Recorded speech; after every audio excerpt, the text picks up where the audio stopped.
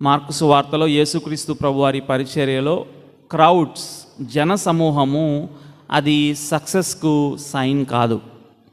చాలామంది గుంపులు కూడి ఆయన వద్దకు రావడం మనం గమనిస్తూ ఉన్నాం. కానీ ఆయన దాని నుంచి దూరంగా వెడలినట్లు మనం గమనిస్తూ వస్తాం. మొదటి అధ్యాయంలోనే 36వ వచనంలో సీమోనును అతనితో కూడా ఉన్నవారు ఆయన్ను వెదుకుచు వెళ్ళి ఆయన కనుగొని అందరూ నిన్ను వెదుకుచున్నారని ఆయనతో చెప్పగా ఆయన ఇతర సమీప గ్రామముల్లోనూ నేను ప్రకటించినట్లు వెళుదము రండి. ఆయన యొద్దకేమో అనేక మంది వస్తూ ఉన్నారు, అనేక మంది ఆయన యొద్దకు గుంపులుగా కూడి వస్తూ ఉన్నారు. ఆయనేమో మనము ఇతర గ్రామముల్లోనూ సువార్త ప్రకటించుటకు వెళుదాము రండి అని మాట్లాడినట్లు మనం గమనిస్తాం. 2వ అధ్యాయంలో కూడా ఇదే విషయాన్ని మనం గమనిస్తాం.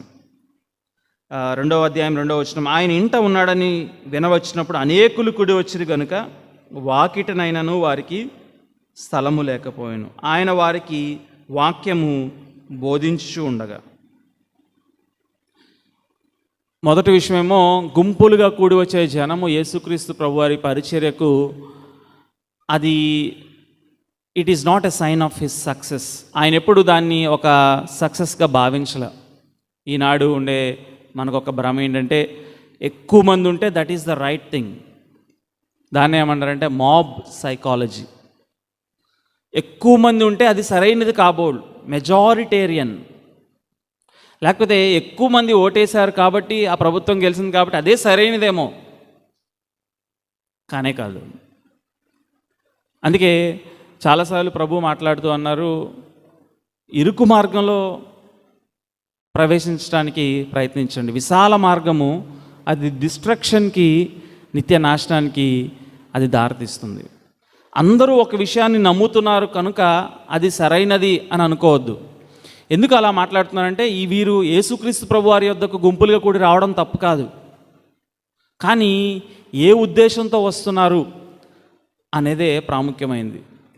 చాలాసార్లు మార్కు సువార్తను మనం దగ్గరగా ధ్యానిస్తూ వెళ్తే మనకు కనిపించే విషయం ఏంటంటే ఈ జన సమూహము గుంపులుగా కూడి ఉన్నవారు వారి యొక్క పాత్ర ఏంటంటే వారు నిజంగా ప్రభువుని వెంబడించాలి అనుకునే వారికి అడ్డంకిగా ఉన్నారు.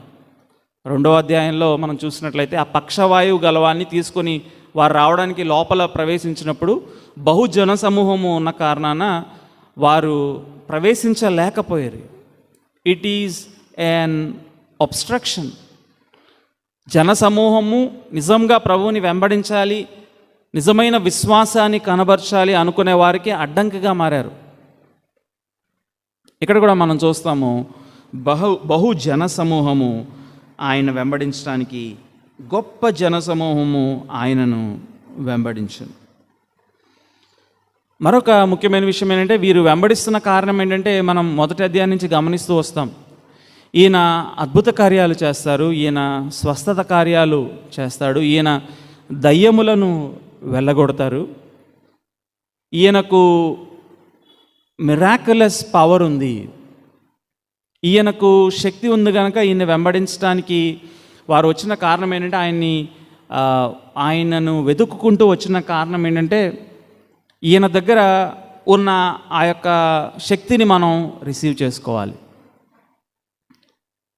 జన సమూహము యేసుక్రీస్తు ప్రభువారి పరిచర్యలో అది ఒక సక్సెస్కి ఎప్పుడు రిలేట్ కాలేదు. అంత మాత్రమే కాదు, వీరు నిజంగా ఆయన్ని వెంబడించలేదు.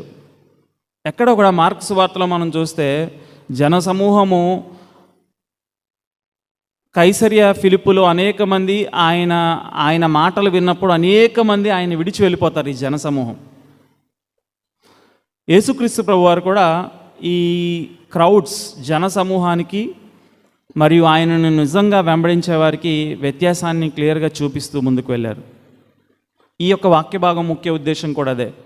ఈ 2 ప్యాసేజెస్ మనం చదివిన మార్కు సువార్త 3వ అధ్యాయం 7వ వచనం నుంచి 19వ వచనం వరకు ఉన్న వాక్య భాగంలో మొదటి భాగంలోనేమో ఆయన వెంబడిస్తున్న జన సమూహాన్ని మనం చూస్తాము. 2వ భాగంలోనేమో నిజంగా ఆయన వెంబడించడానికి ఆయన ఏర్పాటు చేసుకున్న ఆయన శిష్యుల్ని మనం గమనిస్తాం. 8వ వచనం, మరియు ఆయన ఇన్ని గొప్ప కార్యములు చేయుచున్నాడని విని జనులు యూదయ నుండి, యెరూషలేము నుండి, ఐదూమియా నుండి, యోర్దాను అవతల నుండి, తూరు సీదోను అనే ప్రాంతముల నుండి, పట్టణ ప్రాంతముల నుండి ఆయన యొద్దకు గుంపులు గుంపులుగా వచ్చేది. ఆయన అట్రాక్ట్ చేసిన క్రౌడ్స్ కేవలం గలిలేవారు కాదు, యెరూషలేము నుంచి, యోదయ నుంచి, ఇదూమియా నుంచి, తూరు సీదోను నుంచి. అంటే యూదులు మాత్రమే కాదు, మిక్స్డ్ పీపుల్, అంటే యూదులు అన్యులతో కలిసి ఉన్న జనాంగము వారు వచ్చారు.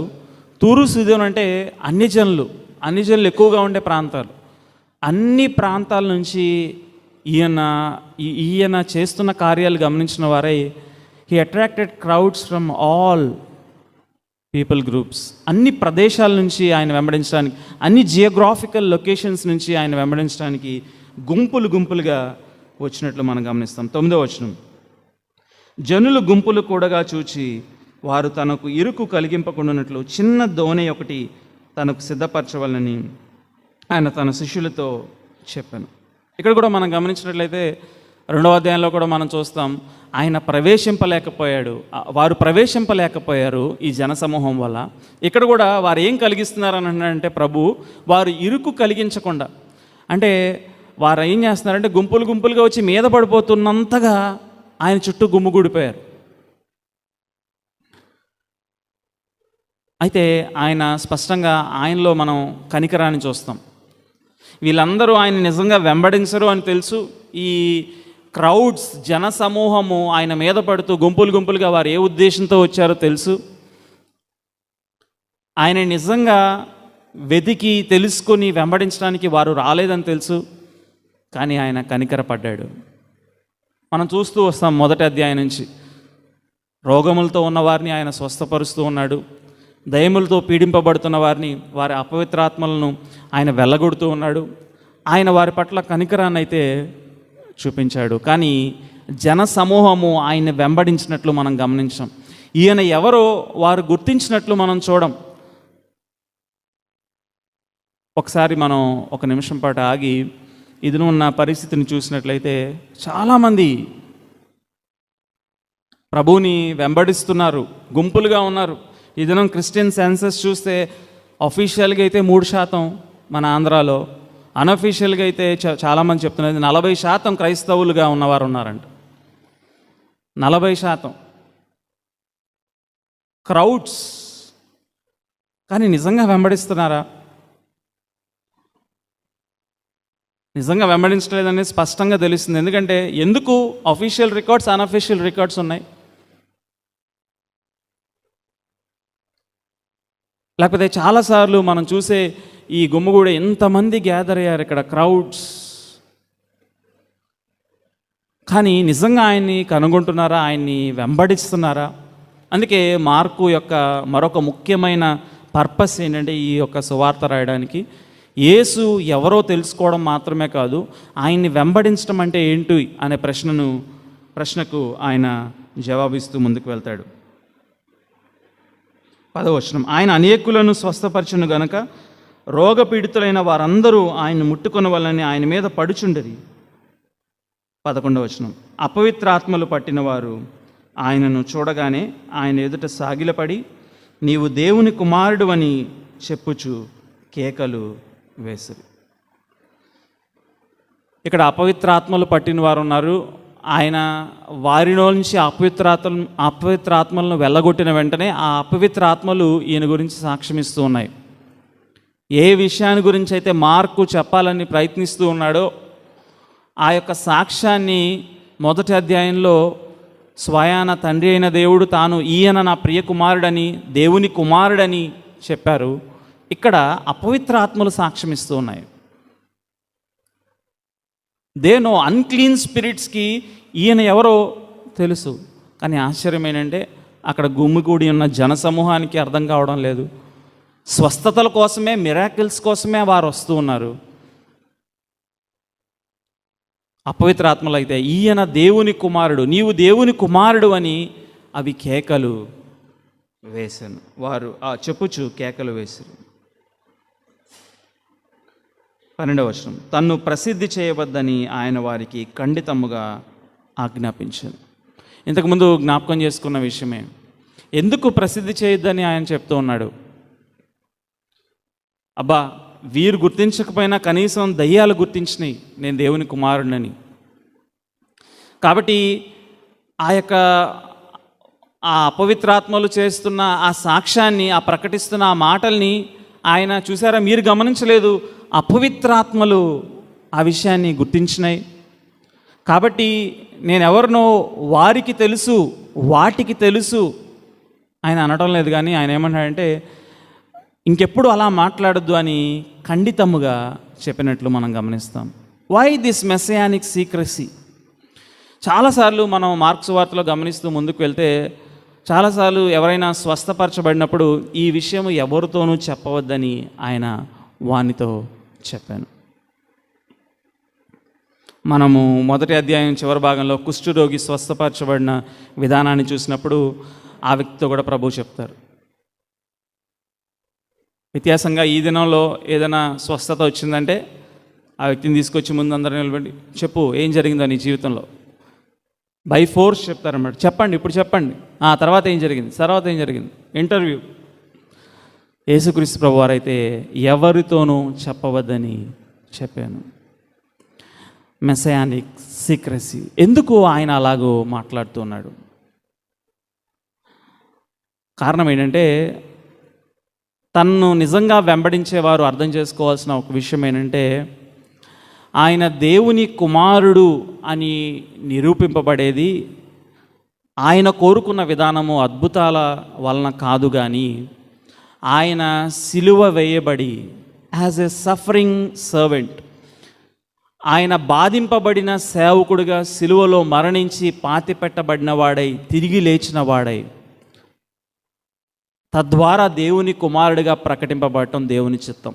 అంతేగాని ఈ మోగ లేకపోతే అపవిత్ర ఆత్మల ద్వారానో లేకపోతే మిరాకిల్స్ని, అద్భుతాలను చూసి తద్వారా ఆయన్ను ప్రజలు ఆయన యొక్క పవర్ ఇదనుకుని ఆయన వెంబడించాలని ఆయన కోరుకోవాలి. ఆయన ఉద్దేశం ఏంటంటే ద హోల్ పర్పస్.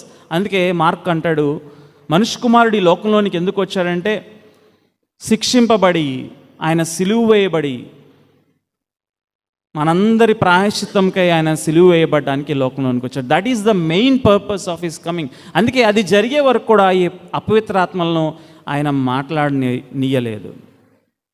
అందుకే ఆయన వారిని నిశ్శబ్దంగా ఉండమని హెచ్చరించాడు, ఖండితముగా చెప్పాడు.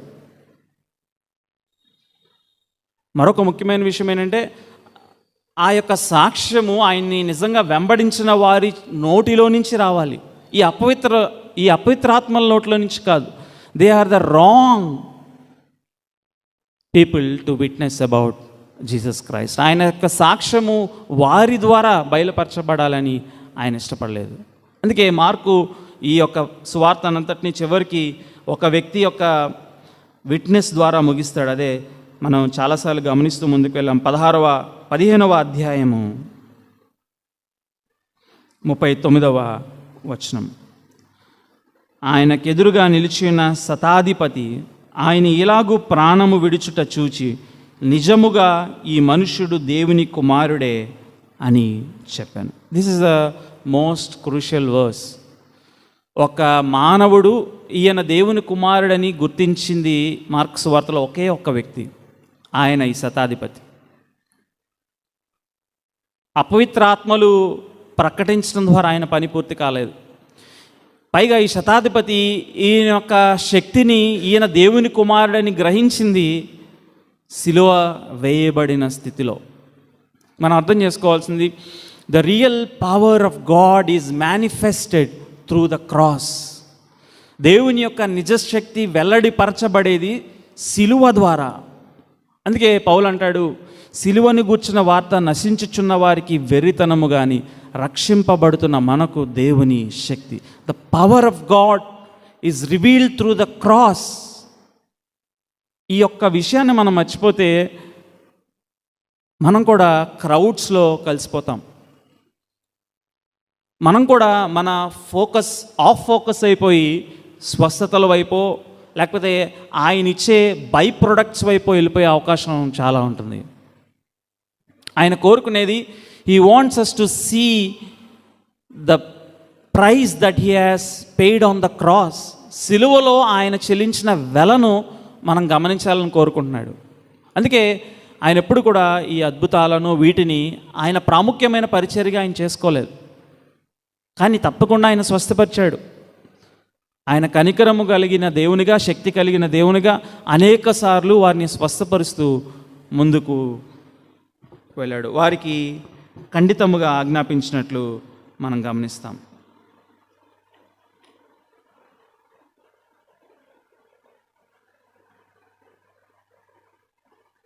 పదమూడవ వచనం, ఆయన కొండెక్కి తనకిష్టమైన వారిని పిలువగా వారు ఆయన యొద్దకు వచ్చిరి. ఆ తర్వాత ఆయన కొండ మీదకి వెళ్ళి అక్కడి నుంచి దూరంగా వెళ్ళిపోయి, ఒకవైపేమో జనసమూహం అన్నారు, ఒకవైపేమో అపవిత్రాత్మలు మాట్లాడుతున్నాయి, ఆ పై భాగంలోనేమో ఈ మత పెద్దలు, పరిసయ్యులు వీళ్ళందరూ ఆయన్ని ఇబ్బంది పెడుతూ ఉన్నారు, ఆయన సంహరించాలని చూస్తూ ఉన్నారు. ఆయనైతే ఆయన యొక్క రాజ్యం కట్టబడటానికి ఆయన పనిలో ఆయన ముందుకు వెళ్తున్నారు. ఆయన కొండ ఎక్కి తనకిష్టమైన వారిని పిలువగా వారు ఆయన యొద్దకు వచ్చిరి. ఆయన అధికారము కలిగిన వాడిగా ఆయన పిలుస్తూ ఉన్నాడు, మరియు తనకిష్టమైన వారిని ఆయన యొద్దకు పిలువగా. మనం అర్థం చేసుకోవాల్సిన ఒక ముఖ్యమైన విషయం ఏంటంటే, మనం చాలాసార్లు అనుకుంటాం, నేను ఎందుకు రక్షింపబడ్డానంటే నేను విశ్వాసం ఉంచాను, నేను విశ్వాసం ఉంచబట్టి నేను రక్షింపబడ్డాను. కానీ ఈ వాక్యం స్పష్టంగా తెలియజేస్తున్న విషయం ఏంటంటే, ఆయన పిలవకుండా నువ్వు విశ్వాసం ఉంచడం కూడా సాధ్యం కాదు. It is he who calls, it is he who initiates. ఈ సంబంధాన్ని ప్రారంభించేది, ఇనిషియేట్ చేసేది, ఇన్వైట్ చేసేది ఆయనే.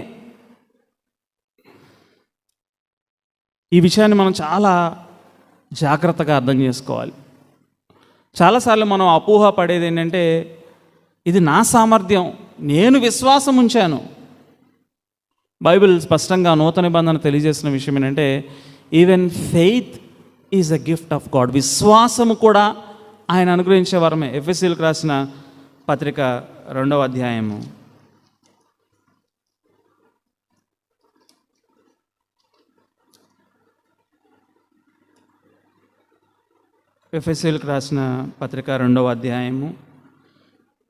8వ వచనము, మీరు విశ్వాసము ద్వారా కృపచేతనే రక్షింపబడి ఉన్నారు, ఇది మీ వలన కలిగినది కాదు, దేవుని వరమే అన్నాడు. ఇక్కడ మీరు విశ్వాసం ద్వారా రక్షింపబడ్డారు, కృపచేత రక్షింపబడ్డారు, ఇది మీ వలన కలిగినది కాదు, దేవుని వరమే. ఏంటిది? రక్షణ దేవుని వరం. ఇంకా జాగ్రత్తగా గమనిస్తే విశ్వాసము దేవుని వరమే, కృపయు దేవుని వరమే, రక్షణ దేవుని వరమే. ఆయన ఇనిషియేట్ చేస్తేనే. అందుకే రోమిలకు రాసిన పత్రికలో పౌలు అంటాడు, ఆయన మొదట మనలను ప్రేమించిన కనుక, హీ ఫస్ట్ లవ్డ్ us. చాలాసార్లు మన స్వనీతితో మనం క్రెడెన్షియల్స్ గెలుచుకోవాలి, మన రక్షణలో నా పాత్ర ఉంది అని అనిపించుకోవడానికి మనం అనుకుంటాం, ఇది నా సామర్థ్యం, నా విశ్వాసం, నేను ఉంచాను కాబట్టి, ఆ పలానా వ్యక్తి ఉంచలేదు కాబట్టి. It is he who calls you. ఇక్కడ ఒక మాట రాయబడింది, ఆయన తనకిష్టమైన వారిని పిలువగా వారు ఆయన యొద్దకు వచ్చారు. అయితే ప్రత్యేకంగా ఇది అపోస్తలులుగా ఆయన్ని వెంబడించడానికి, ఆయనతో కూడా ఉండటానికి అయినప్పటికీ, యోహాను సువార్తలో కూడా మనం స్పష్టంగా చూస్తాం, ఆయన ఒకరిని ఆకర్షిస్తే తప్ప ఆయన యొద్దకు ఎవరు రాలేరు. ఉదయకాల సమయంలో మనల్ని తృప్తిపరిచేది, మనల్ని సంతోషానికి గురిచేసే కారణం ఏంటంటే, ఇదన మనం ఆయన్ని వెంబడిస్తున్నామంటే కారణం ఏంటంటే, ఆయన మనకి ఆహ్వానాన్ని ఇచ్చాడు, ఆయన మనల్ని పిలిచాడు, ఆయనకి ఇష్టమైన వారంగా మనం ఉన్నాం. కారణం, ఇక్కడ ఈ శిష్యుల పేర్లు మనం చూస్తాం, వాళ్ళ క్రెడెన్షియల్స్ చూస్తాం, వారిలో ఇష్టపడటానికి ఏమీ లేదు, వారు బహు బలహీనులు. మనం కూడా అంతే. ఆయన మనల్ని ఆహ్వానించడానికి, మనల్ని పిలవడానికి గల కారణం మనలో ఉన్న గొప్పతనం కాదు, మనలో ఉన్న మంచితనం కాదు, మనలో ఉన్న క్వాలిటీస్ కాదు. షరతులు లేకుండా ఆయన మనల్ని ఆహ్వానించాడు. Unconditionally he has invited you and me. చాలామంది ఏమనుకుంటారంటే, నేను ఎందుకు రక్షింపబడ్డానంటే నా విశ్వాసం గొప్ప, లేకపోతే నేను ఎందుకు రక్షింపబడ్డానంటే నేను విశ్వాసం ఉంచాను, లేకపోతే నేను పనిచేశాను. ఆయన షరతులు లేకుండా నిన్ను ప్రేమించి పిలిచాడు అంతే. ఎందుకు అలా చేశాడంటే నాకు తెలీదు. నన్నెందుకు ప్రేమించాడు నాకు తెలీదు. నేను ఆయన ప్రేమకు యోగ్యుడనా అర్హుడనా కానే కాదు. అయితే మరి ఆ వ్యక్తిని ఎందుకు ప్రేమించలేదు నాకు తెలీదు. ఆ వ్యక్తి ఆయన ప్రేమకు అర్హుడు కాదా నాకు తెలియదు. నాకు తెలిసింది ఒకటే, నేనైతే అర్హుడిని కాదు, నన్ను ప్రేమించాడు. నాకైతే ఆయనతో సంబంధం కలిగి ఉండడానికి ఏ అర్హత లేదు. హీ వాలంటరీలీ, విల్ఫుల్లీ ఆయన నన్ను ప్రేమించాడు. ఉదయకాల సమయంలో ఇక్కడ శిష్యుల్ని ఆయన పిలుస్తూ ఆయన వెంబడించడానికి ఆహ్వానించిన వారిని, తనకిష్టమైన వారిని ఆయన పిలువగా వారు ఆయన వద్దకు వచ్చారు. 14వ వచనం, వారు తనతో కూడా ఉండునట్లును దయ్యములను వెళ్ళగొట్టు అధికారం గలవారై సువార్త ప్రకటించుటకును వారిని పంపవాలని ఆయన 12 మందిని నియమించును. He appointed 12 members. అయితే ఇక్కడ మనం ధ్యానిస్తున్న ఒక ముఖ్యమైన ఉద్దేశం అంటే ఆయన వెంబడించడం అంటే ఏంటి? What does it mean to follow him? మొదటి విషయము, టు బీ విత్ హిమ్. వారిని ఎందుకు పిలిచాడంటే తనతో ఉండటానికి, రిలేషనల్. మొదటగా దేవుడు మనల్ని ప్రేమించి ఆయనతో సంబంధంలోనికి పిలిచిన కారణం ఏంటంటే మనం వెళ్ళి పలానా పని చేయడానికి లేకపోతే నా వాక్యం బోధించడానికి, these are all secondary. First thing ఏంటంటే రిలేషనల్. ఆయన పిలిచిన కారణం ఏంటంటే తనతో ఉండుటకు, ఆయనతో ఆ సంబంధాన్ని అనుభవించడానికి, టు నో హిమ్, ఆయన్ని తెలుసుకోవడానికి ఆయన ఆహ్వానించాడు. ఉదయకాల సమయంలో మనం ఆ యొక్క ఉద్దేశాన్ని మరచిన వారమై ఇతరత్ర విషయాల్లో మన దృష్టి పెట్టినట్లయితే ఆయన పిలుపు యొక్క ముఖ్యమైన ఉద్దేశాన్ని మనం విస్మరించిన వారం అవుతాం. అపోస్తుల కార్యంలో ఒకానొక సమయంలో వీరు ఎంత అధికారం కలిగిన వారై అపోస్తులు మాట్లాడుతున్న విషయాన్ని గమనించి వారందరూ ఆశ్చర్యపోతారు, విస్మయం పొందుతారు. వీరు చేపలు పట్టుకునేవారు కదా, జాలరులు కదా, విద్యాహీనులు కదా, వీరికి ఎడ్యుకేషన్ లేదు, చదువు లేదు, సామర్థ్యం లేదు, వీరికి ఇంత అధికారం ఎక్కడి నుంచి వచ్చింది, ఇంత పాండిత్యము ఎలా వచ్చింది? ఒకటి గమనించారు, వీరు యేసుతో కూడా ఉండినవారు. They were with Jesus. ఈ ఉదయకాల సమయంలో మనం అర్థం చేసుకోవాల్సిన విషయము అత్యంత ప్రాముఖ్యమైనది. ఆయన వెంబడించడం ఏంటంటే ఆయనతో కూడా ఉండుట. It is to be with him. ఆయనతో ఉండే విధానం ఏంటంటే ఆయన మనకిచ్చిన ఈ వాక్యాన్ని అర్థం చేసుకుంటూ, ఆయన వాక్యంతో సమయం గడుపుతూ, ప్రార్థన ద్వారా ఆయనతో సమయం గడుపుతూ, సహవాసంలో కలిసి ఉండటం ద్వారా, ఆయన్ని తెలుసుకోవడం ద్వారా మనం ఆయనతో ఉండగలుగుతాం. వ్యక్తిగతమైన సంబంధం. అందుకే యేసుక్రీస్తు ప్రభువారిని వెంబడించడం అంటే 10 ఆజ్ఞలో లేకపోతే సెట్ ఆఫ్ స్టేట్మెంట్సో రూల్సో కాదు, కానీ యేసుక్రీస్తు ప్రభువారిని వెంబడించడం అంటే వ్యక్తితో సంబంధం. It is a personal relationship. రెండవదిగా అక్కడ అన్నాడు, సువార్త ప్రకటించుటకు వారిని పంపవాలని. మొదటిది ఆయనతో కూడా ఉండుట, రెండవది ప్రకటించుట. ఆయన వెంబడించడం అంటే ఏంటంటే ఆయనతో ఉండుట, రెండవది ప్రకటించుట, సువార్తను ప్రకటించుట. ఈ క్రీస్తుని ప్రకటించడానికి ఆయన పిలిచాడు. డిసైపుల్ అంటే ఎవరంటే క్రీస్తుతో కూడా ఉన్నవారు, క్రీస్తును ప్రకటించేవారు. ఒకవేళ నువ్వు క్రీస్తుని ప్రకటించడం లేదంటే, క్రీస్తు సువార్తను తెలియచేయడం లేదంటే ప్రశ్నించుకోవాల్సిన విషయం ఏంటంటే, నేను నిజంగా ఆయన శిష్యుడినా, లేకపోతే ఇందాక మనం చూసినట్లు జన సమూహంలో భాగమా? ఎందుకంటే ఈయనతో వ్యక్తిగత సంబంధంలో నువ్వు ఉన్నప్పుడు ఆయన్ని ప్రకటించకుండా ఎలా ఉండగలవు? ఆయన గురించి మాట్లాడటం, స్పీకింగ్ వెరెవర్ యు గో, ఆయన గురించి తెలియచేయటం, ఆయన సువార్తను ఇతరులకి తెలియచేయడం. మూడోది డూయింగ్. ఇప్పుడు డూయింగ్. మొదటిది బీయింగ్, రెండవది ప్రొక్లెయిమింగ్, మూడవది డూయింగ్. అంటున్నాడు దయ్యములను వెళ్ళగొట్టుటకు.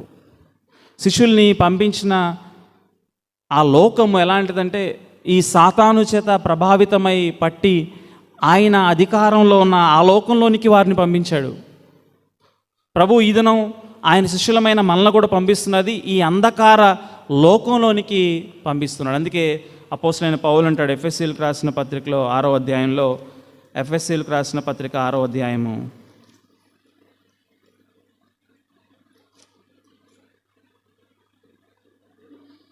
12వ వచనం 11వ వచనం, మీరు అపవాది తంత్రములను ఎదిరించుటకు శక్తిమంతులగునట్లు దేవుడిచ్చు సర్వాంగ కవచమును ధరించుకొనుడి. ఎలాగనగా మనం పోరాడినది శరీరులతో కాదు కానీ ప్రధానులతోనూ అధికారులతోనూ ప్రస్తుత అంధకార సంబంధులకు లోకనాథులతోనూ ఆకాశ మండలమందున్న దురాత్మల సమూహములతోనూ పోరాడుచున్నాము. మనము ఆయన శిష్యులంగా ఆయన వెంబడిస్తూ ఆయన సువార్తను పట్టుకుని లోకంలోనికి వెళ్ళినప్పుడు మనం అర్థం చేసుకోవాల్సిన విషయం ఏంటంటే, ఆయన పంపించింది మనల్ని దేనితో పోరాటానికంటే దురాత్మలతో పోరాటానికి. మన పోరాటం అంధకార సంబంధమైన లోకనాథులతో మన పోరాటం ఉంది. మనకు ముందు కొంతమంది వ్యక్తులు కనిపిస్తూ ఉండొచ్చు, సువార్త ప్రకటిస్తున్నప్పుడో లేకపోతే ఈ లోకంలో ఆయన కోసం నమ్మకంగా జీవిస్తున్నప్పుడో, మన విశ్వాస ప్రయాణంలో ముందుకెళ్తున్నప్పుడు మనం ఎదుర్కొంటున్నది, ఢీకుంటున్నది ఆ ఫలానా వ్యక్తిని మాత్రమే కాదు, ఆయన వెనక ఉన్న లేకపోతే ఆమె వెనక ఉన్న ఆ సమాజం వెనక ఉన్న దురాత్మల సమూహంతో మనం పోరాడుతూ ఉన్నాం. Same task is given to us. ఆ దినం అపోస్తలులకు ఏ బాధ్యత అయితే ఇవ్వబడిందో మనకు కూడా అదే బాధ్యత ఇవ్వబడింది. అయితే మనం చేయాల్సింది ఏంటంటే సర్వాంగ కవచాన్ని ధరించుకోండి. అపోస్తలుడైన పౌలు అంటాడు, మీరు పోరాడుచున్నది, మీరు యుద్ధం చేస్తున్నది కనిపించే వారితో కాదు.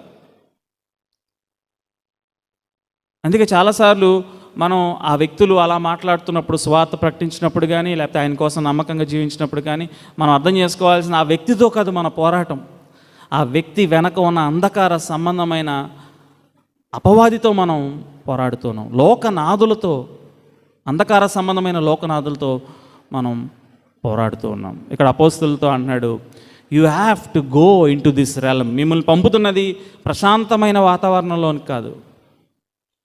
అందుకే చాలాసార్లు మనం వెళ్తున్నప్పుడు మిషనరీస్ కూడా చేసింది ఏంటంటే, వారు స్వార్థను పట్టుకుని ముందుకు వెళ్తున్నప్పుడు ఈ సోషల్ ఈవిల్స్తో కూడా వారు పోరాడారు. సువార్త ప్రకటించడానికి కొన్ని విషయాలతో వారు పోరాడాల్సి వచ్చింది. సతీ సహగమనం కావచ్చు, లేకపోతే బాల్య వివాహాలు కావచ్చు, ఇలాంటి సోషల్ ఈవిల్స్ అన్నిటితో పోరాడుతూ వారు ముందుకు వెళ్ళారు. వారి ముఖ్య ఉద్దేశం ఏంటంటే క్రీస్తు సువార్తను ప్రకటించడమే. అదే సమయంలో ఈ లోక అంధకార సంబంధమైన వాటితో వారు పోరాడుతూ ముందుకు వెళ్ళారు. కానీ ఎప్పుడు మనం మర్చిపోకూడదు, సువార్తే ప్రాముఖ్యమైంది. దేవుడు మనల్ని పిలుచుకున్నది ముఖ్య ఉద్దేశం ఏంటంటే సువార్త ప్రకటించడానికి. కొంతమంది ఈ సువార్తను పక్కన పెట్టి ఈ దయ్యాలతో పోరాడటానికి బయలుదేరుతూ ఉంటారనమాట. నేను దయ్యాలను వెళ్ళగొడతానండి, ఐఎమ్ అన్ ఎగ్జార్సిస్ట్. అసలైన విషయాన్ని, సువార్తను నువ్వు విస్మరించి అదే పనిలో ఉంటే అది దేవుని యొక్క పిలుపుని విస్మరించినట్లే. కానీ మనం అర్థం చేసుకోవాల్సిన విషయం, అదే సమయంలో మనం పోరాడుచున్నది అంధకార సంబంధమైన లోక నాదులతోనూ అపవాదితోనూ మనం పోరాడుచున్నాం. అయితే ఈ యొక్క వాక్య భాగంలో మనం అర్థం చేసుకోవాల్సింది, యేసుక్రీస్తు ప్రభువారు తన శిష్యుల్ని ఆయన పిలిచాడు. వాస్తవానికి ఆ దినాల్లో ఉన్న రబ్బాయిలు, బోధకులు ఎవరైనా వెంబడించాలని కోరుకున్నట్లయితే వారు వచ్చి వీరిని అడిగేవారు. ఒక బోధకుడు శిష్యులను నన్ను వెంబడించండి అని పిలవడం it is a rare thing. అసలు అలా జరిగేది కాదు. ఎవరైనా రబ్బీని వెంబడించాలనుకుంటే ఆయన వద్దకు వచ్చి అడిగేవారు. ఆయన అడిగే ప్రశ్నలకు వీరు జవాబు చెప్పాలి. కానీ వ్యత్యాసంగా యేసుక్రీస్తు ప్రభువారు ఆయనే పిలుస్తూ ఉన్నాడు. It is he who initiated this relationship అన్న విషయాన్ని మనం అర్థం చేసుకోవాలి. 16వ వచనం, వారెవరనగా ఆయన పేతురు అని పేరు పెట్టిన సీమోను, జబదయి కుమారులు, వీరిద్దరికీ ఆయన బోయనర్గస్ అని పేరు పెట్టెను. ఆ తర్వాత ఆంద్రియా, ఫిలిప్పు, బర్తలోమయి, మత్తయి, తోమా, అల్ఫై కుమారుడు యాకోబు. ఈ లిస్టు చూసినట్లయితే వీరెవరు సమాజంలో ప్రాముఖ్యమైన వారు కాదు. వీరెవరు ఆ తర్వాత వీరు చేసిన విషయాలు కూడా చాలా వరకు కనుమరుగైపోయినాయి. వాక్య జీవగ్రంథంలో అయితే అపోస్తల కార్యంలో కొంతమంది అపోస్తలు చేసిన పనులు రాయబడినాయి, మిగిలిన వారు చేసినవి కూడా తెలియదు. కానీ ప్రభువు ఏర్పాటు చేసుకున్న వారు అతి సామాన్యమైన వారు. ఎవరైనా ఆయన టీంని చూస్తే ఎలాంటి వారిని ఆయన చూస్ చేసుకుంటాడేంటి? హై ప్రొఫైల్ లేదు, రెజ్యూమే లేదు, క్వాలిఫికేషన్స్ లేవు, వీళ్ళు మత జ్ఞానం కలిగిన వారు కాదు, ధర్మశాస్త్ర పాండిత్యం లేదు, విద్య లేని పామరులు, వీళ్ళు ఏం చేస్తారు అనుకుంటారేమో.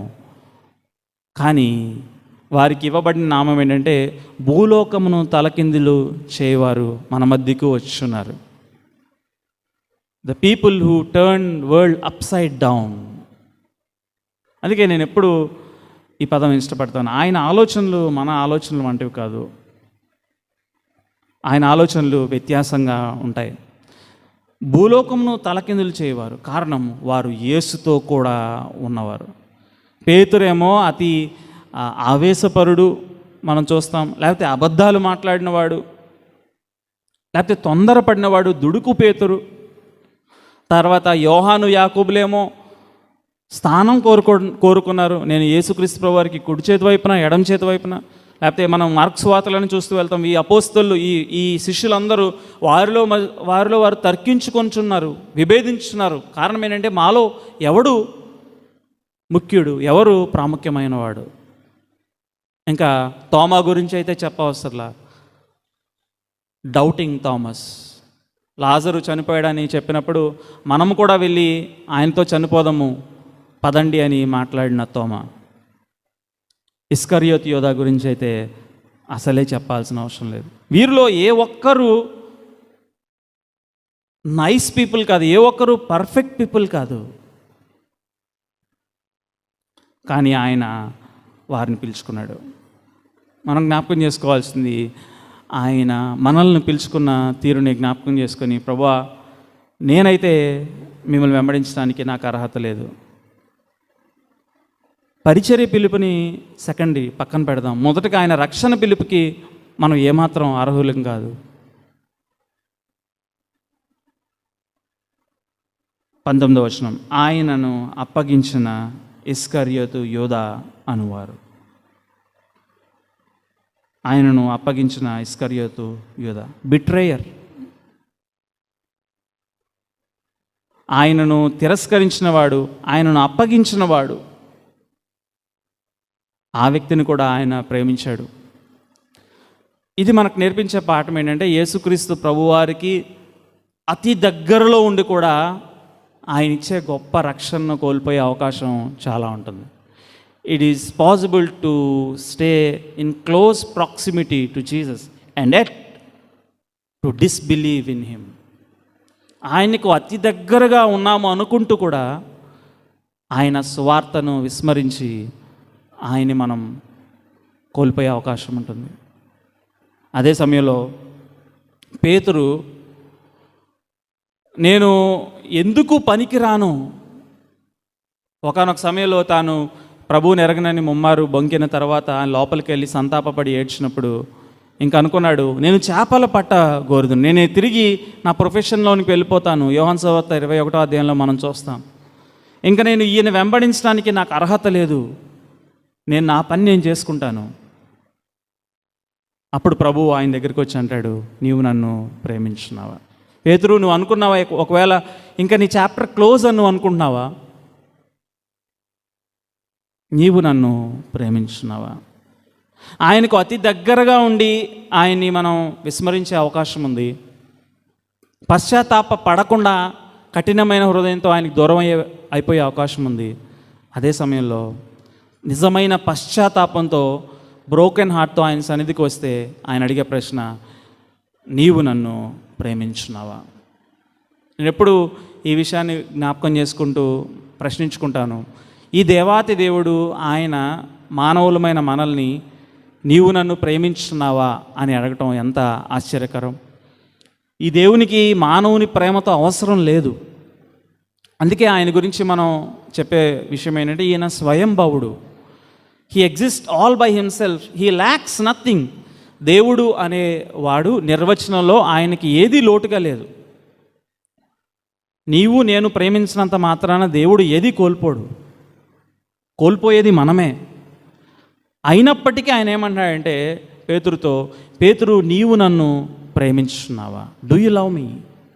ఇది మన ముందున్న ప్రశ్న కూడా అదే. ఆయన పిలవడం మాత్రమే కాదు, ఆయన మనల్ని సహిస్తూ ప్రతిదినం అనేక సార్లు మనం ఆయన్ని తోలనాడుతూ విస్మరిస్తూ మన పోకడల్లో పేతురు వలె అనేక సార్లు మనం పడిపోతున్న సమయంలో at he's concerned about us, at he follows us. మనం ఆయన వెంబడించడం కాదు, ఆయన మనల్ని వెంబడిస్తూ వెంటాడుతూ మనల్ని ఈ రక్షణ మార్గంలో కొనసాగిస్తూ ఉన్నాడు. It is his grace, it is his pursuing grace. ఆయన వెంబడించే కృప. మన సమూయేలు గ్రంథాన్ని ధ్యానిస్తున్న సమయంలో కూడా ఈ విషయాన్ని ధ్యానించాం. He's enduring mercies. ఆయన కృపలు, కృప వెంబడి కృప, అవి వెంబడిస్తూ వెంటాడుతూ మనల్ని ఈ రక్షణ మార్గంలో మన ముందుకు తీసుకుని వెళ్తూ ఉంటాయి. నీవు నన్ను ప్రేమించున్నావా? మన ముందున్న ప్రశ్న ఏంటంటే, మనం ప్రభు వలని సమీపిస్తూ ఉన్నాం. మనం కూడా ఇస్కరియోతు యూదాలాగా ఆయన్ని అప్పగించని వారం. అందుకే పౌలు అంటాడు, ప్రభు అయిన యేసు తాను అప్పగింపబడిన రాత్రి. ప్రభు వల్ల ప్రతిసారి మనకు జ్ఞాపకం చేసే విషయం ఏంటంటే, వీఆర్ హిస్ బిట్రయర్స్. ఆయన అప్పగించింది ఇస్కరియోతు యూదా కాదు, ఐజక్ విజయ్ కుమార్. నేను అప్పగించాను, నా పాపం ఆయన్ని సిలువకు వేసింది. I am a betrayer. నీవు ఆయన అప్పగించావు. ప్రభు అయిన యేసు తాను అప్పగింపబడనున్న రాత్రి. ఈ బల్ల మనం చేతుల్లో జ్ఞాపకం చేస్తున్న విషయం ఏంటంటే, నేను నిన్ను విస్మరించాను. I have betrayed you by my sin. నా పాపం ద్వారా నిన్ను తిరస్కరించాను. కానీ ఆ బల్ల మనకు జ్ఞాపకం చేస్తున్న విషయం ఏంటంటే, ఆ యొక్క రొట్టె మనకు జ్ఞాపకం చేస్తున్నది, ద్రాక్షారసం మనకు జ్ఞాపకం చేస్తున్న విషయం ఏంటంటే, ఆయన కృప మనల్ని వెంబడిస్తూ వచ్చింది. అందుకే ఇక్కడ రాస్తున్నాడు, ఆయనను అప్పగించిన ద్రోహియగు ఇస్కరియోతు యూదా. ఆయన బలను సమీపిస్తున్న మనం ఒకసారి మనం పరిశీలించుకుని ఆయన బలలో మనం చేయవేద్దాం.